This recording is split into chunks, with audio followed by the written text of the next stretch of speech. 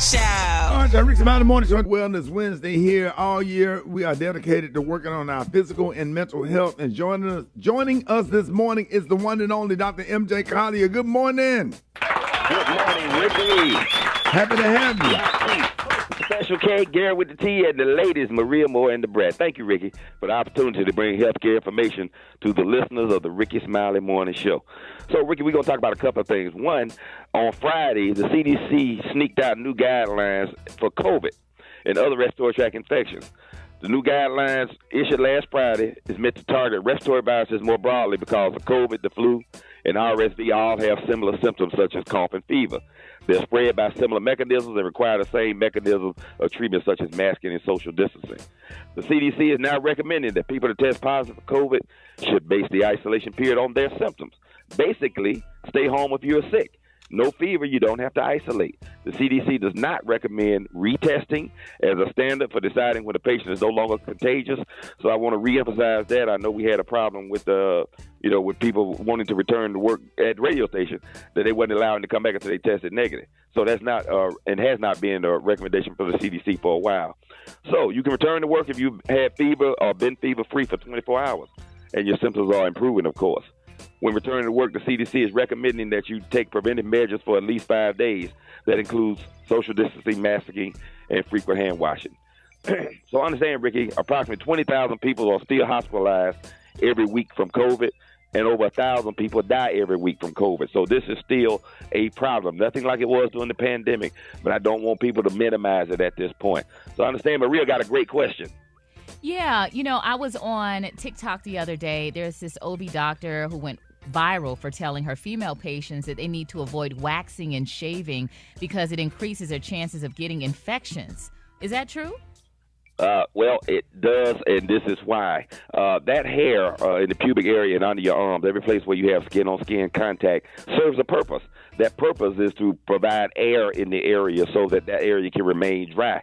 When it gets moist and wet there, it's susceptible to infections. The most common, of course, is a yeast infection.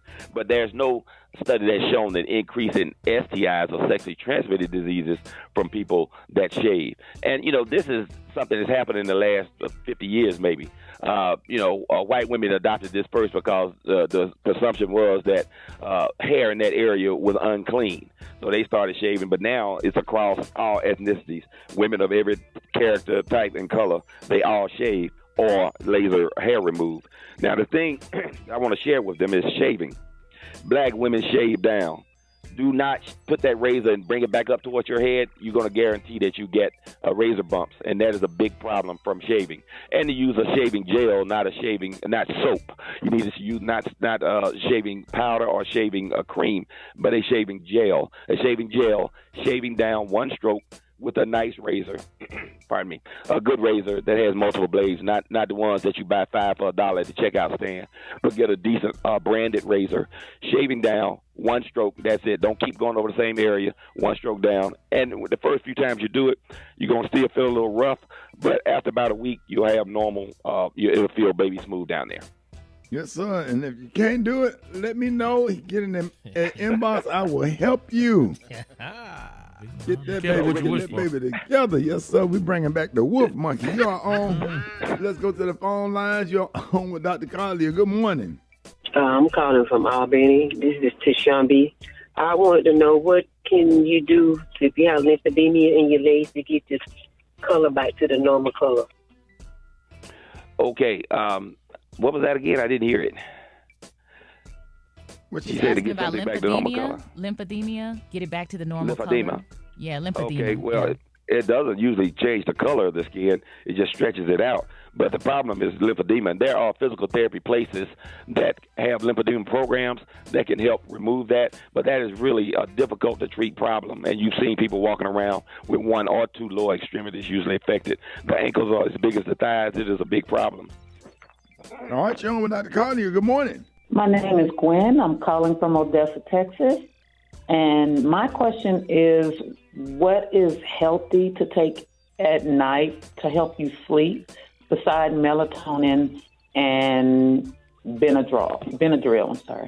Benadryl is good. CBD oil is excellent. You just have to take it at a therapeutic dose, and that would be around 1,200 milligrams. They sell it in as little as 200 to 500, but 1,200 is what you need to get the great and the best response to it. CBD oil without the THC will give you all that benefit. All right, Sean with Dr. Carly. Good morning. I'm calling from Orlando, Florida. I'm Dennis Bailey, and my question is, I've been having chronic allergies like since December. Itchy nose, itchy roof of the mouth, itchy eyelids, Flonase, Zyrtec, nothing is working. What could this possibly be? Well, one, you need to avoid exposure to allergens that trigger you, and sometimes it's food. You have to be very careful about that. There's an allergy blood testing panel now that you can get, so you don't have to get scratch testing. You just go to the doctor. They can literally take 1 drop of blood and do a full allergy panel on you to see what it is you're sensitized to, and then you remove them. But I found that the best antihistamine for those symptoms that you described would be Allegra, 180 milligrams once or twice daily. You can start off taking it twice daily every 12 hours for about a week, then go down to once a day. All right, Dr. Carly, thank you for that. That's some good stuff this morning. Let everybody know how you can be reached.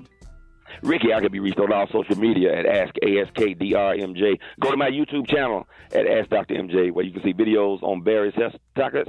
Go to my website at Lipodrops.com for information on supplements you can take for optimal health. Dr. Carly. Ricky? Yes. No, I was just saying you wrong for that probiotic, man. I got to start taking that, man. Oh, no, the probiotic is, and that's what I recommend for that patient with the allergies, too. That probiotic is amazing, Ricky. We want to definitely do that. But you didn't tell us that if you go outside and fart, you're going to end up in a tree. It works. But it's fragrant. But it smells good. It doesn't smell bad.